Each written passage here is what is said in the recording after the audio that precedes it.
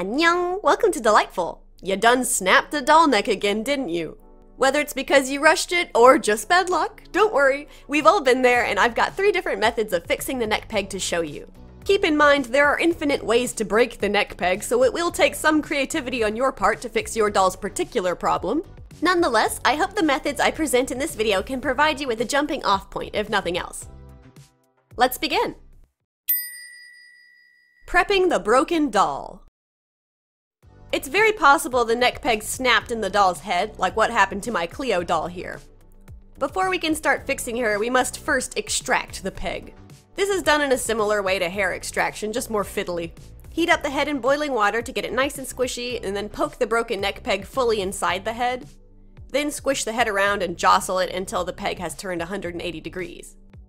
Because it's shaped like an arrow, it needs to be facing us for easy extraction.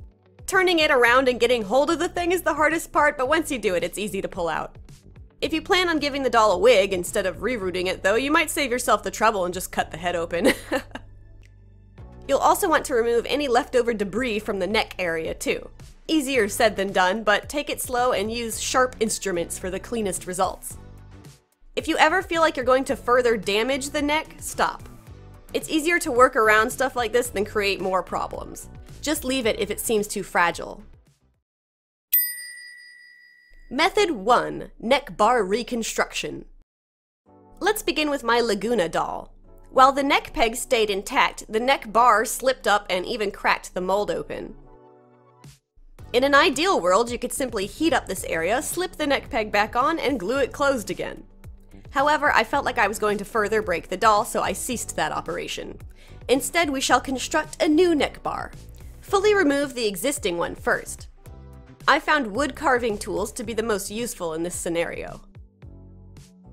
Next, select your material for a new neck bar. I recommend a short clipping of coat hanger wire, although a toothpick might be sufficient.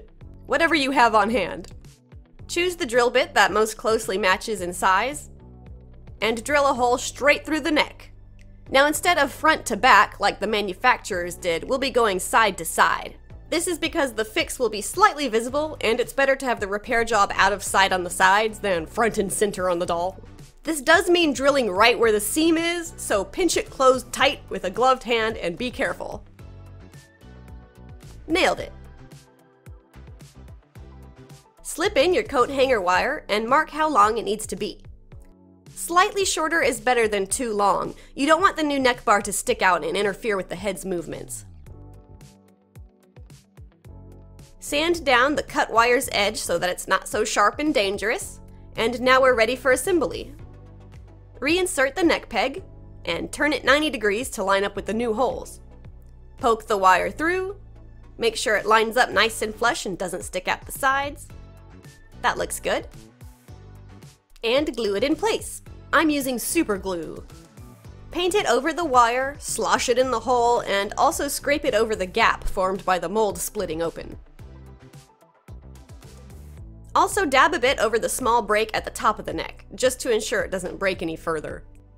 Now I'm guessing some of you have more drastic breaks or even chunks missing around this part of the neck. If that's you, instead of super glue, you might consider epoxy sculpt. Or a combination of both, whatever you need to do to secure the new neck bar and reconstruct the neck.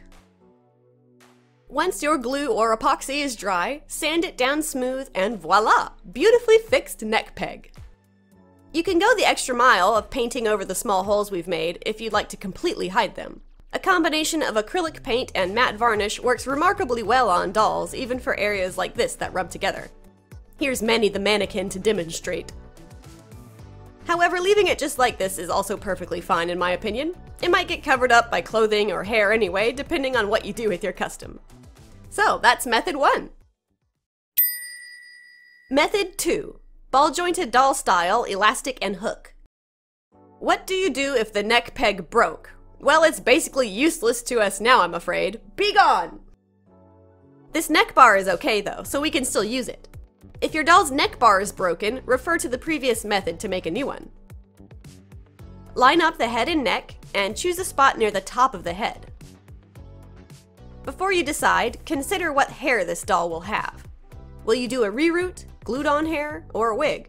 I prefer reroots, so let's plan accordingly. We want to hide the hook under the hair where it won't be seen, so don't place it across a part in the hair where it will interfere. The hook can face any direction, it doesn't matter. You can see I'm marking side to side, but it can be front to back, diagonal, as long as it's hidden. Let's say I'm going to root my doll with this hairstyle in mind. The bun should conceal the staple, so this is the perfect spot for me. Next, take a blade and delicately carve away a shallow channel in the plastic. Just enough to sink a wire in there. Don't cut completely through the vinyl, of course. Yeah, see that little divot there? That's what we want. Now to make the hook. You need a sturdy wire that can hold tension. Honestly, nothing beats the humble paperclip. Bend it into a long staple shape like this. Puncture 2 new holes in the head at either side of the ditch. And punch it in there. See how it sinks down and sits perfectly flush with the rest of the skull? Nice. Channel the staple's legs out through the hole. Squish the head to get a better angle and twist them together, forming the hook shape at the end. Use a hairdryer or the hot water method to keep your doll's head squishy for this part. It'll make things easier on your poor fingers. That looks good. It might get in the way a little bit during the rooting process, but nothing you can't work around. Of course, if you plan on giving the doll a wig, taking the similar jack-o'-lantern approach is also a viable option. You just cut a lid out of the head and do the same thing. The last step is easy. Take a small length of elastic, I'm using 3mm rounded elastic, and take a guess at how long it needs to be. I loop it around the hook and set the doll head in place, pulling it tight to gauge this. Mark the elastic, take it off the hook, and slip it around the neck bar. Easier said than done. Come on out. Ah, there we go. So the elastic ends closed, and you're done. Well, you may need to form a handy tool out of yet another paper clip to help guide the elastic into the hook. But then you're done. And that's method 2.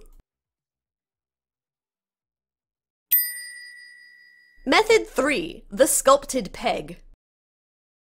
If your doll's neck peg broke or you lost it, don't worry, you don't need it for this method either. If your doll's neck bar is broken, refer to method 1 to make a new one. In this method, we are simply going to sculpt a new neck peg ourselves out of armature wire and epoxy sculpt. First, insert a wire into the neck and around the neck bar. It can be difficult to fish the wire back out, so I recommend using a softer, malleable jewelry wire that you can grab onto and pull with pliers. Twist the wire together into the general length of a neck peg and cut. Epoxy sculpt is a great medium for doll artists because it hardens via chemical reaction between its two parts, meaning you don't have to bake it. Have another unbroken doll on hand for the actual sculpting part. We will need to frequently refer to the neck peg for insight on where to place the ridges and whatnot. Once it's mixed up, and for a little neck peg it really doesn't take much, mind you, squish it in place. That's about the right height. Lay down a snake of epoxy for the first bump, and again for the second bump. This structure at the base is most important. I wouldn't try too hard to copy the top or the little wings like the original neck peg has. We've seen in other Monster High dolls that a solid and simple peg structure can be sufficient for keeping the head on, although at the cost of some articulation. Uh-oh, I mixed up too much epoxy. Quick, think of something to sculpt! You know what? This Laguna is getting elf ears. That's pretty cute, actually. What do you scramble to make with your excess epoxy? Leave a comment. Okay, back to the tutorial. Wait for the first pass to cure, then take a knife and whittle away at the blobbier parts. Again, trying to closely match the angles and spacing of the original to the best of your ability. My homemade peg actually retained the ability to rock around at the base. If you nudge the peg around before the material completely cures, which likely happens anyway during the sculpting process, you should get a similar outcome. Nice! That's method 3. There we have it, folks! 3 ways to fix your poor doll's broken necks. Now they're ready for the real customizing to begin. Have you used any of these methods, or have some more tips and tricks you'd like to share? Leave a comment to help out your fellow customizers. Thank you so much for watching, and subscribe if you love this strange hobby as much as I do. Stay artsy! Annyeong!